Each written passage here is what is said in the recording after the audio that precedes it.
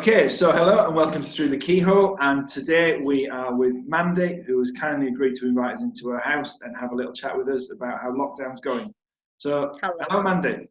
Hiya, how are you doing? I'm all right, thank you. That is our first question to you. How are you doing with the lockdown? I'm good. There's been a few up and downs, I should say, but more ups and downs, so that's good. And today's a brilliant day. It's beautiful. The weather's the sun's shining. So yeah, I'm good. I'm doing well, I think. Fab. And you've said there's been some ups and downs, so kind of probably the next couple of questions will be quite useful to pick up on some of those. So what would you say has been the hardest part of lockdown for you so far? The hardest part initially was learning how to juggle work from home with homeschooling and looking after children and all your usual housework and stuff. But then since I've been furloughed, this is, I think, week 3. Now the hardest bit, because that bit of juggling's got easier, but now the hardest bit is actually letting go of work, because I found it quite difficult. I understood exactly why I'd been furloughed, not got an issue with it, but it is, I'm very hands-on, and it was difficult to not be there, as I felt, to support my families, especially when I'm only just getting to know the families at Hullminster, and also some of them have gone through some hard things and some sad losses. So yeah, I found that difficult, but I'm getting there now. I'm finding a balance, and you just got to remember the blessings and look at the positives and look to them instead of the negatives. Look to what the positives are of this situation, because we're all in it together and it's not going to change, is it? In terms of the news about furlough, you kind of said it made absolute sense. Do you expect that conversation to happen, or did that Yes. I did. I actually, we had a meeting every Wednesday morning via Microsoft Teams, and I remember the one Wednesday, I just got a sense about a week leading up to it that it was going to happen. Yeah. But I wasn't sure how, without going into details, as my job is funded a certain way, and so obviously, though, by donation, so some people would have had to be contacted to see if funds could be used elsewhere and stuff like that. So it wasn't an easy thing, but I did just ask outright, because I knew they were going to be discussing more staff going on to furlough at a meeting that evening, and I just was honest and said, am I on the list? And thankfully, my line manager, don't think I'll mention his name because it's not nice, but he said, he was honest and said, yeah, your name's on the list, I'll be honest with you. So I appreciated that, because I'm an upfront person.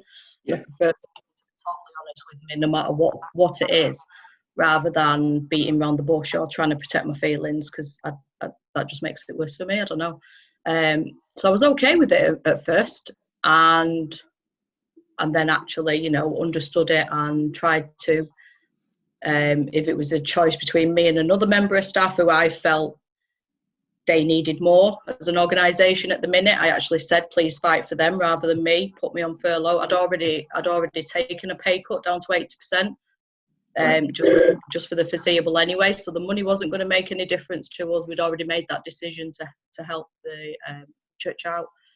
So yeah, I actually said fight for the other person, but then actually, like, virtually the whole rest of the team got furloughed, so there's only 2 staff members left, so that was a big shock. And then I was like, wow, okay. But a couple of the staff were put onto furlough with 3 weeks on, 1 week off, 3 weeks off, 1 week on. Yeah. And so then I was a bit like, well, why can't I do that? Why can't I just do a week but spread it over my Sundays and my Fridays when I do, toddler group and family calls? But yeah, so I got a little bit thingy. And then just with, like I say, one of my friends, her mum died, and that was a big, we'd been praying since the end of January, and there seemed to be a miracle, and then that didn't happen because she was getting better, but then she got this virus, and that was quite hard, especially with getting emotional, losing my mum last year. I just felt I can't be there for her as much as I would want to be.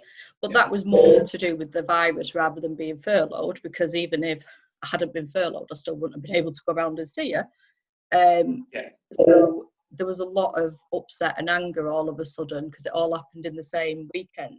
And I was just angry with God. And I remember just, shouting at him in my head. And I'm like, I can't blame anyone else for this. This is your fault. Why have you done this? Which is daft, because it's not. And I knew that deep down. But yeah, I did have a particularly bad weekend. But also then from that, from working through it and just talking to him and him holding me close, came a lot of healing from the loss of my own mum. So I've actually done some more during lockdown, which has been a good thing. Can't be a bad thing, because I've had time to do it. I went straight back to work after I lost my mum last year, and maybe didn't give myself the time I needed to recover and process. So I've had that time now. So actually I'm in a better place along my grieving process than what I was before. So that's one of the good things. Yeah. And I think one of the things you pick up is it's interesting. A lot of people who are getting furloughed are quite happy to not see their factory or their workplace. It's like, yeah, I won't be taking any work calls. But when it's in a church setting and you're talking not about clients but about relationships, and you're talking not about just a job but about a ministry, then it introduces some really interesting grey areas, because those people are still on one level, and your friends, they're still kind of people that you want to keep in contact with, and that's absolutely fine, even if you're not doing it because you're furloughed. But I think that's presenting quite a few challenges for kind of church type groups, because it's not just, well, I won't bother following up that client. They're not clients, they're people who we invest in and exactly have relationships with. Yeah, and it's even like I have been able to keep in touch with some of them as a friend and stay on the toddler group WhatsApp group that I set up, because the mums said, yeah, we're happy for you to be there, and actually another lady leads it, so I'm just there as a volunteer and as a friend, and so I'm able to still go on those calls. I can still do readings and prayers for the services, because that wasn't part of my role. I would never be part of the service, because I'd always be out with the kids. So actually that's just volunteering in another way, which you're allowed to do. But I'm not allowed to lead calls, and we had just not started, but we'd done a few weeks of a family call on a Sunday afternoon, so that some of the mid-range children, so like 8 to 11-year-olds, could, like, well, all of them, but that's the ages that tended to come on and get some time with me, and I did a little session and a fun session. So and I'm just starting to build the relationships with those families, because I don't see them as much as the toddler parents. That's difficult, because then I'm like, well, when I go back, are they going to remember me? Am I still going to, I've started building a bit of a relationship, but will that now be gone? Will I have to start again? But they understand that. My line manager understands that, and he's very, oh, I'm sorry this has had to happen to you so soon in your employment, but please don't worry about your position. But then there is always a little niggle, because then you're like, well, yeah, but if the church has had to do this so soon, like, all the finances, depending how long it goes on for, especially, I mean, every church will be feeling this, but especially as a minister, when we're so dependent upon money coming in for events or the cafe or the shop, you don't know what the future's going to hold, and I might not be in a job. So, but you've just got to trust. You can't worry about everything, and I don't particularly worry about it, because what will be will be. And I've been through it before in the past few years. I've been through lots of job changes. I think that's just part of my journey with God. So, I guess part of the challenge for you is recognising that with a bit more time on your hands, for want of a better word, your mind could happily get carried away with thinking about those things that you can't control, and it's just how you manage to distract yourself. Because actually, if you were at work, A, you won't be worrying about your job because you're doing your job, and B, you won't have the time to be worrying about your job because you're doing your job. And exactly. And that balances out. Yeah, it is, because it is a slower part, because your next question that you were going to ask me about the best part is enjoying the slower pace and the simpler life, and just because there's nothing to do, it is a bit like Groundhog Day. So we've set, you set some routines in place, especially with homeschool, and then we cannot So it's just enjoying them simpler things, you know, going for a walk in nature, arts and crafts and just things like that. But I have found that even though our bodies are enjoying the slower pace, maybe our minds aren't, like you're saying, they're going like this. So it's very easy to let them go like that. So that's why I've been doing a lot of colouring, which is one of part of the answer, one of the answers further down. But it just helps me to slow my mind down. Listening to worship music and colouring, so doing both of those at the same time, it just helps me to slow my mind down, to get in the mind frame of being able to pray and just talk to God, because you can't do it while your brain's doing this and you're worrying, not even worrying, just constantly thinking about. Do you get me? I think I understand a bit more what my husband suffers from OCD, and he says his brain's like that all the time. So I think I understand a bit more what he's been suffering with. I think probably that's quite a common experience for a lot of people, having been forced into that different pattern and rhythm of life. And for me, one of the tragedies, the other side of this, would be if all of that went back to just how we did things before. Yeah. And I know within my workplace, what they're saying to teams is, okay, you've been forced into discovering these new ways of working very quickly.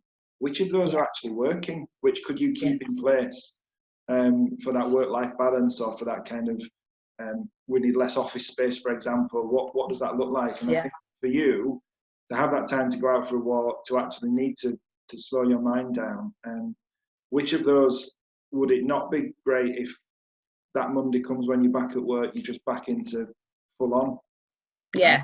How do you take some of this learning with you? That's it. Definitely not going out as much, like going out and doing things you don't need. And like even with kids, I know it's difficult to keeping them occupied, but you know, the two that we have here, they've actually learned how to be bored and how to then find a solution to being bored, which is a good thing, rather than constantly, I'm bored. I've not heard it for a few weeks. I'm bored. What should I do now? What we're doing now? We're going out. What we're doing now? Because we can't go out, and they know that, you know.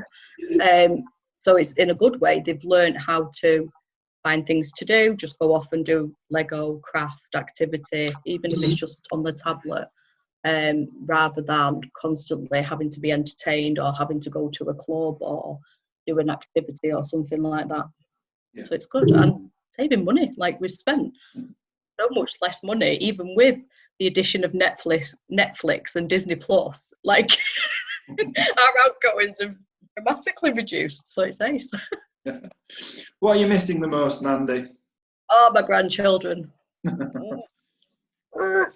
Yeah, my babies. I'm missing all of my babies. It's even though I speak to them on the video, on FaceTime, it's driving me crazy, especially because like my little grandson, he'll be 4 soon. He's such a hugger, and I'm a hugger, and he's such a loving child. And the 3 people I'm in lockdown with are not tactile people at all. so I'm suffering hugely. That includes my husband. I force him, and he's getting better. But yeah, no, I miss my grandchildren so much. Have you seen the video of that guy who's invented that cuddle curtain? Yeah. Yeah. But they're 100 miles away, so it's no good for me. It's evading the police for that 100 miles drive, isn't it? Pardon? It's evading the police for that 100-mile drive to be able to justify it as an essential travel. So we've asked everybody this question, and then realised it's a bit of a pointless question to ask, but we'll try see if you come up with any wisdom. And if you knew before the lockdown what you know now in the lockdown, would you have done anything differently to prepare? Yes, I would have gone and kidnapped my grandchildren and my son and daughter-in-law as well, because I think, 4 kids in one house, it would have got a bit hectic and they would have missed them. But yeah, I would have made them come and move in with me. Okay, and all locked down together. Yes, definitely. Yeah, this would have made things a bit more fun, wouldn't it? More people to talk to, and just more hugs and cuddles, and kids would have had more entertainment with each other. So yeah, I think I'd have done that. Yeah, I mean, we talk quite a lot about how technology is helping people through this. So as a church, how technology is helping people stay connected as families. And I remember when I was first, when I went to university and I was engaged to Natalie, and we used to have to queue to use the landline phone in the student house, because that was all that existed. It was just before mobiles were actually becoming mainstream. Yeah. And as good as FaceTime is, and as good as Zoom is, and all that kind of stuff, it still isn't the same, is it, as actually being with somebody that we care about. No, it's not. But it is good, because my grandson especially, he struggles. He doesn't understand as much, although he says, when we're back to normal, Nanny, when this coronavirus is gone, he'll be grumpy and he'll be in a mood, I want my nanny, and so they'll ring me on the video and he'll be like, nanny, and all, he just spends 10 minutes crying at me, and I'm like, bless you. Let him cry it out, and then he's fine, and then he's showing me all his toys and things. But it's not the same, because he's like constantly kissing the screen or like hugging the phone, and to him that's him giving me a hug. But yeah, you don't feel it the same, do you? So, what would you like to say to the rest of the church family, Mandy? Is there anything that, as you've kind of been thinking about us chatting today, any particular messages that have come to mind? Similar to what Andrea said, just take one day at a time, because you don't know what each day brings. And like your song, 7 days a week, sometimes we wake up grumpy. Sometimes we don't. If you're in a house with other people, if you wake up grumpy and they're also grumpy, that can be difficult. So don't sweat the small stuff. That's especially to parents out there or anyone looking after children. I've learned to let a lot of things ride during this lockdown, because it's just much simpler. Just think that they might be having a bad day. I'm going to let that go. The same as, hopefully then they'll give you the same grace, but just take each day as it comes. And if you are struggling, if a low mood goes on for more than a couple of days and talking to God hasn't got you out of it, then reach out. Don't be afraid. Don't keep yourself isolated, because that's the big thing that the enemy will try and do. Or nobody cares about you. Nobody's wronged you. They don't care. Don't even go down that route. Just reach out, ring someone, text someone. They're not going to judge you for it. We're all in the same boat. We've all probably been there and had those low moods, whether we live alone or with other people. Because you can still get lonely if you live with other people, and you can actually suffer a bit more because you've not got space to feel things and process them, because you've constantly got other people around you. So it's just as difficult, I think, although I'd hate to be on my own, I think, although sometimes I'm like, I'd love a day to myself. And I'm an extrovert, but yeah, I'm embracing my introvert side a lot more as well during this lockdown. I think you said right at the beginning, it's a bit of a roller coaster. It is, even not just days being up and days being down, but parts of days being up and parts of days being down. And just, I think what you said about learning to spot that quickly in yourself and having some things to draw upon. So for you, if you notice your mind's racing, you might bring your colouring earlier in the day or whatever, just to be able to calm it down. And I guess that's a challenge for all of us to work out what we need to do to correct it as it starts to go a bit wonky. We're all learning new things about ourselves. Because I had all these plans. I'm going to read a load of books. I'm going to do some studying. I'm going to write some, programs and for the kids' work and stuff like that. I haven't done any of that. I'll be honest. I've hardly read a thing other than what I've needed to read for work and or for prayers and obviously Bible. But no. So colouring might seem a bit babyish, but it's the thing that's keeping, like you say, your mind just on an even level. And if it's something as simple as that, or something as simple as, I don't know, playing a game of cards, having a board game, whatever it is that just enables you to keep stable, do it. It doesn't matter. Don't think, I should be reading this, I should be doing this, I should be writing that book. Like, it's not going to happen. I've cleaned the 2 cupboards out in the hall. Yay, that's a win. Well, having a productive day and getting your house cleaned once a week, which is what we do, is a win. Just take the small wins. Getting certificates from school for English, maths and geography, like for year 7, to me, that's a win. That's a big win. Because it's a struggle. So, and seeing all the lovely comments from the teachers for the little ones' work that we're doing together, those are wins. Just take the wins. So there will be a time that arrives where we can all get back together again, down at Bodmin and at Pennine. What's the first thing you're going to do when we're back in church together, Mandy? This is different to what you're probably going to expect. I'm not going to say hug everybody because we might not be able to hug everybody straight away. So, but that, that would normally be my answer. But ahead of that, the main thing that I'm going to do is absolutely raise the roof off with praise for God, because your worship sessions have been amazing, and thank you so much. They really have, the best ones. They've kept us connected, given us a little bit, and they're very anointed. I mean, I've really felt God, the Holy Spirit moving during them, and God at work. But we're still missing that corporate worship. It's what we're designed for. From the beginning of time, the Old Testament, you see all the people going to worship together, going to the temple together, the whole family, not just the adults and the kids, everybody together. And that's what we're missing. And I really do think when we get back together, and not just me, I'm hoping that everybody will be in the same mind frame, that there's no more half-hearted singing, there's no more sitting down when you can stand up. Everybody will just be singing at the top of the voices, and it might not sound brilliant, but you know what, it doesn't matter. I've been doing it in the house on a Sunday.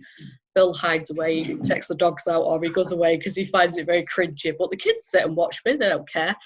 They occasionally join in with the action songs, but yeah, I feel that just worship until I lose my voice, or I can't dance no more. That'll be the first thing. Just as you were talking then, the kind of almost the image I got was when you see the Formula One cars on the starting grid and the engine's revving, and we're maybe just in the kind of engine revving phase now, that we're keeping it going, we're ready for it to start. But what will it look like when we're back together? Yeah, that's a good analogy. It would be great if it looks like what you've just described. And I'm sure it'll sound great to God. Yes, exactly. Yeah, because he deserves it, doesn't he? He deserves it. I'm thanking him now for what's going to happen, because I know it will. But yeah, when we get back to normality and church, then yeah, definitely. Are there any songs, any verses that have been particularly helpful to you during this time, Mandy? Not particular ones, so worship songs just in general. But it's tended to be what you would describe as homegrown worship. So your songs, there's a guy that I follow called Jamie Pritchard, he's a New Wine kids worship leader. But the guy is so anointed, and his voice, he's got this very deep, country voice. A bit like Carrie Job, has just got that special voice that just, because different worship songs will speak to you at different times. So there's not a particular one. I mean, there's certain types of songs that have spoke to me when I've been struggling, that you're easily able to lament to. And obviously your song, How Does the World Keep Moving, just always gets me, because that has been a help, because I've listened to that a lot. While I've been grieving for my mum during this time, and that's took me through that process. So thank you for that song. But the normal version rather than the funeral version, which is daft, because the funeral version says, "Goodbye, my friend." She wasn't my friend, but she was my mum. More than that. So the normal version about still having a hope in Jesus, that has helped hugely. But it's just worship songs in general, and obviously my Bible colouring book has got Bible verses, and I've been reading the Bible, but there's nothing in particular that I've been going back to. But all of the verses in my book, ironically, it's a hope colouring book. So they're all verses about hope, which has been great. And sometimes I've been colouring something while during a Wednesday evening worship, I find that's what I do. And it's I don't know, the verse is just, you've said the verse, or something you've said or a song you've sung is tied in with what picture I've chosen, and I'm like, oh, how does that happen? That's good, isn't it? Yeah. So more just those two activities, worship songs and colouring. We're almost at the end, Mandy. I've got one more question, which I didn't prime you for. Well, it's not really a question, but just chance if there's anything that you've not had chance to say or reflect on or share with people that you'd like to say. I just encouragement. So well done, everybody, for getting this far, for keeping going, for staying plugged in and tuned in. If you're watching this, then obviously you are plugged in. But if there's a chance that you just see this as a chance and you haven't been joining in on a Wednesday and a Sunday, I'd encourage you to do so, because the community is still there. We're still God's family. We're still all together, just in a different way. So keep yourselves plugged in. Don't think, oh, I'll wait till church opens back up, because it could be a long while and things will be different. And do you know what? I think things need to be different. I think we've all learned that church isn't a building during this time, which I've always said, but church isn't a building, it's the people.